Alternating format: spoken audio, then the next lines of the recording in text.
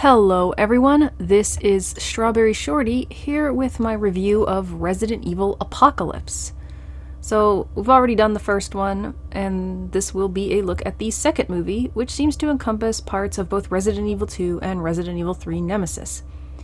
In the games, both 2 and 3 happen around the same time, while Raccoon City is falling victim to a massive outbreak of the T-virus. 2 centers around a pair of new arrivals to the city, a rookie cop named Leon, and Claire, a college student who is looking for her brother, who happens to be one of the main characters from the first game. 3, meanwhile, focuses on another main character from the first game, S.T.A.R.S team member Jill, as she tries to escape the city, all the while dealing with a massive bioweapon who seeks to kill her, Nemesis. Now, Apocalypse focuses mainly on Alice, who awakens in a hospital and stumbles outside to find the city in chaos.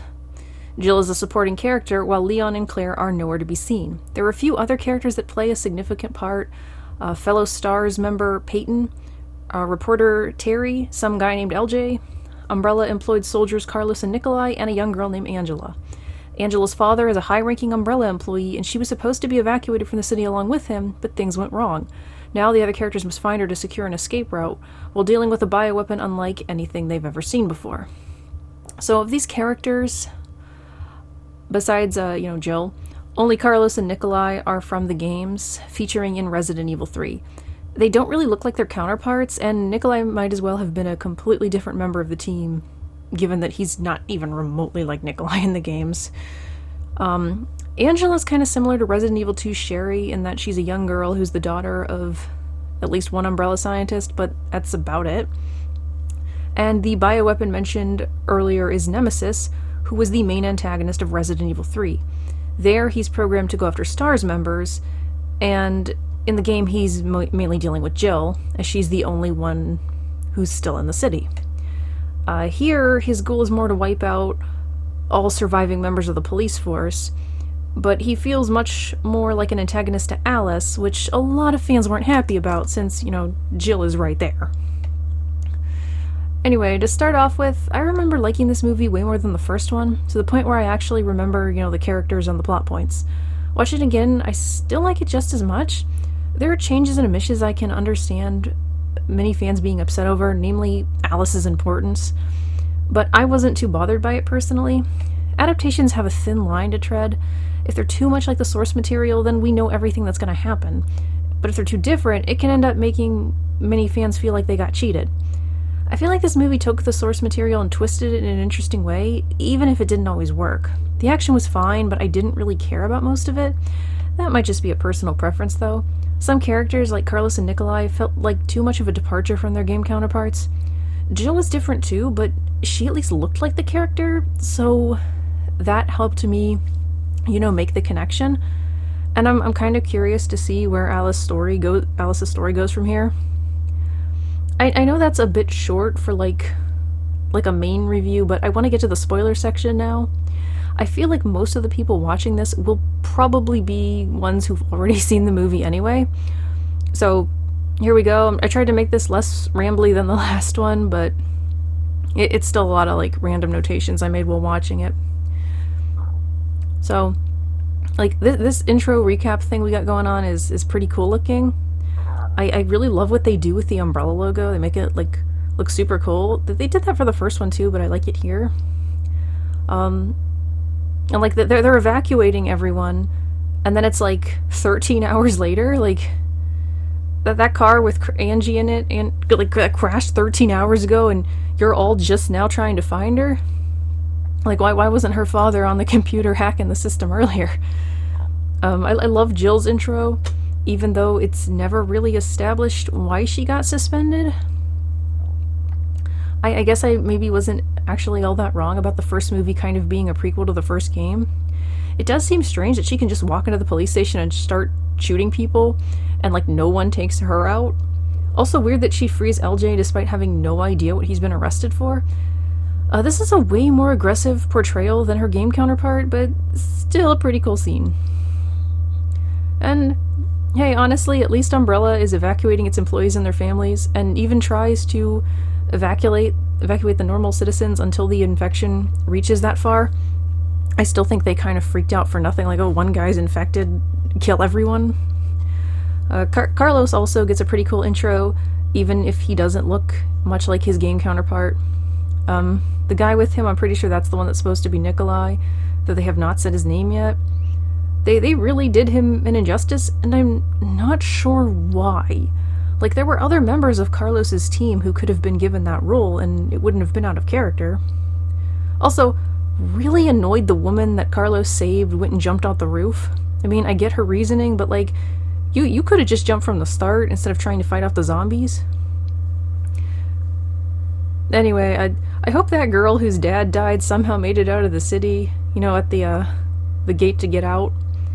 Like, it seems unlikely, but her fate's not confirmed. We also got another S.T.A.R.S team member here with Jill. I think his name is Peyton. He is not from the games. I'm not sure why they didn't just make him one of the many other S.T.A.R.S members from the source material. He could have been Kenneth. Kenneth could have actually got to do more than just die for once. And man, revoking the access of the smart guy and leaving him alone really backfired, didn't it? Like, did they really not figure he was gonna do something like that to try and get his daughter? Like, they went through the trouble of revoking his access, so. And I'm glad that following her stumbling out of the hospital practically naked, I'm glad Alice went and armed herself and got some clothes. But why does the gun store have women's clothes? Like, that's a question. Also glad this movie has more of Jill interacting with civilians and doing like cop stuff, because that was something I felt was sorely lacking in both versions of Resident Evil 3. Like, she's trapped in this city that's in like chaos, and there's all these civilians she could be helping, but I don't really think we see pretty much any civilian interaction beyond like Dario at the beginning. So we get to the scene in the church, and I'll admit Alice's big intro is kind of stupid. It's one of those scenes that's clearly only there for a cool shot and some action, but there are so many problems with it. Where did she get that motorcycle? Why and how did she drive it through the stained glass window of the church? How could she know people were in trouble in there? How can she do that flip when she's been hospitalized and drugged for who knows how long and seemed to be in like severe pain earlier? Moving on, I kind of love LJ. Like, his GTA joke was hilarious, and then he goes and he wrecks his car because he sees some zombie strippers. Pretty sure those girls were not in the movie when I saw it, so. And wow, those people in the graveyard, they were not buried very well, and how did they even get infected? Like, I don't know how the T-virus works in this version, but that seems a little strange. I also continue to love LJ, but why are these random cops handing him a shotgun? Also, everyone is apparently a S.T.A.R.S member in this movie. Nemesis shows up, finally, and LJ literally says what I was about to write at this part. He has a rocket launcher. Like, they should have run. Like, the minute you saw him with a rocket launcher, get out of there. They shot him he got shot multiple times, too, before that, and, like, it didn't do anything to him. Like, you can't fight him. I still love this scene. Nemesis kills everyone but LJ, and that part afterwards where he's assessing his threat level is, like, hilarious. I'll talk more about Nemesis near the end of the review, but I've got no complaints so far. So, Nemesis finds our main group and ends up fighting Alice. She keeps shooting at him even though every bullet is literally bouncing off of him. And then she just throws her guns away. First the axe in the last movie, and now this. I did enjoy the scene with her and Nemesis, though. I can understand why other fans are irritated that it wasn't Jill instead of her, but it does make some degree of sense in this universe. The school scene, I got more than a few feelings about this one. Like, on one hand, I'm glad we finally got some child zombies. I get why they're not in the games, but it always felt a little weird. Jill insisting they split up is ridiculous, considering she is a trained cop and they are civilians. LJ is at least armed, but she should know by now that Terry can't fight. Terry even tells her she's never fired a gun before. Jill not only sends her off alone, but makes LJ, who'd offered to go with her, check somewhere else. Terry's death was completely avoidable, and it's Jill's fault that it happened. Like, her behavior in this part just makes no sense. And on top of everything else, she'd surely be aware of the risk of running into more than one zombie. Even multiple trained combatants had trouble dealing with, like, ambushes of them. And what about the monsters from the church? And Nemesis? And even if it's just one zombie, they can catch you off guard, and you need to shoot them in the head to stop them, which would be hard for someone who's terrified and has no gun training to do. Sorry, but Jill's actions here do not make sense, and they really tick me off. Also, I'm just noticing that we don't see a lot of introductions. Like, has Carlos's name actually been said? Like, he runs into LJ, neither of them introduce themselves to each other, and like, I don't think I ever even noticed his name on his jacket at the beginning of the film, which is just his last name. I don't know how I know anyone's names in this. This was a problem with the first one too, like, they don't say the characters' names enough. But back to Terry. Jill hears her scream and finds the room where she died, but she's not there somehow. Angela is, and Angela knows about her death and is oddly calm, and Jill shows no remorse for a brutal death that was completely her fault. Ugh.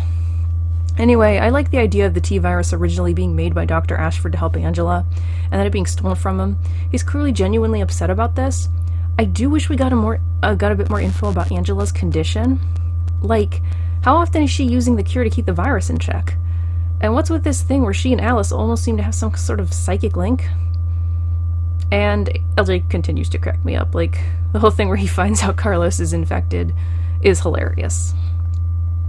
The Kane guy, very stupid. Like, they need to see whether Nemesis or Alice is stronger. Why? And, like, why couldn't they do this elsewhere? And then Alice acts like she doesn't care if he shoots someone, but it's obvious he's not bluffing, and we know she does care. And then why does he go and shoot the valuable umbrella guy? Like he's like apparently trying to show some message, like, oh, I'll shoot someone that's important to me, that's useful. And it's like, did you really need to send that message? Like, I think you could have shot like Jill or something, and the message would have been got, and you wouldn't have killed your valuable dude there. I kind of think they should have had Nikolai be the villain here, betraying the group at the final hour. It would at least be more believable than this random evil dude. And as he's got a beef with Umbrella for ditching him in the city in this version, him killing the doctor would make more sense. Also, a fistfight between Alice and Nemesis was a bad idea. Nemesis has never really been associated with that kind of combat, and then he grabs a pipe, and like, this isn't Silent Hill, so it still seems weird. And Alice defeats him, and it's like, well, now you remember the Nemesis line. Everyone who has been watching this movie has known Nemesis was Matt from the start. But Alice is just now realizing it. Also, anyone else like Matt's new look? Like, it's not second form Nemesis, but still, not bad. And then Kane is all like, finish him. And it's like, finish him how? Alice may have won the fight, but Nemesis is still a nigh indestructible killing machine. Like, we can't just shank him, and he's not gonna die from that. And when she refuses, Kane wants Nemesis to kill Alice. Like, she's still a valuable test subject. Killing her would be stupid. This guy is the worst employee. How has he not been fired? And, like, LJ punching out Kane after this was awesome. But I'm jumping ahead. I know a lot of people didn't like Nemesis in this movie. First of all, let's look at the atrocity that is the one in the remake, who's literally wearing trash bags and is just super lame. At least this guy looks like Nemesis, and believe it or not, this isn't the first time Nemesis has been portrayed as a mutated human who ultimately regained control of himself and turned on Umbrella. That actually happened in one of the comics. He was named Sniper in that one, and he was awesome. Ironically, he was actually a boxer in his human life, so the hand-to-hand combat would have made more sense if they had gone that route. Look up some of the videos that Score PN has done here on YouTube. You won't be disappointed. Those scenes are awesome. They got him like fighting Birkin. It's pretty great. I'm also a big fan of villains turning good, and it was pretty great seeing Nemesis turn on Kane after everything that jerk did to him and Alice. Sorry if there is a weird cut here. I have my recording software set up so that I can start recording by pressing Shift and S, and I pressed Shift and S to fix a part of my Word document that got deleted, and I accidentally turned the recording off without realizing it.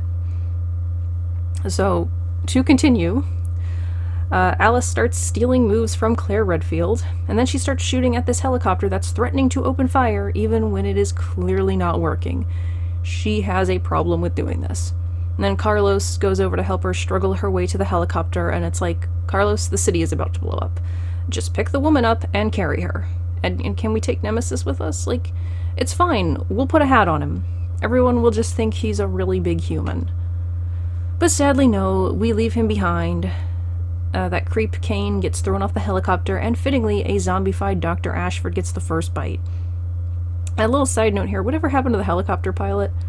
Like, we make him take us up into the air, so, like, he escapes with us. Anyone else wonder about that? Did they kill him, or what? Anyway, Alice comes to in a facility, recovers immediately upon regaining her memories, fails to kill the guy who did this to her, and then she psychically kills a dude that's watching her over the cameras? I don't know. The others were able to show up and take her back with surprising ease, but I suspect we'll never know how they pulled that off. Like, Jill and Carlos's faces are all over the news, and you think there'd be, like, a warning about them among Umbrella personnel. And, like, come to think of it, shouldn't Umbrella have, like, special doors so their experiments can't just walk right out in the first place? So Alice escapes with everyone, but is apparently still under the control of Umbrella. This is actually the last of the Resident Evil movies I've seen, though I've had the third one for like ever, and I've just not got around to watching it. I know a little bit about where things go, but not that much. I want to watch and review the rest of them sometime in the future, but for now, that's it. Thank you all for watching, and please let me know what you think of this review and the movie in the comments. Bye!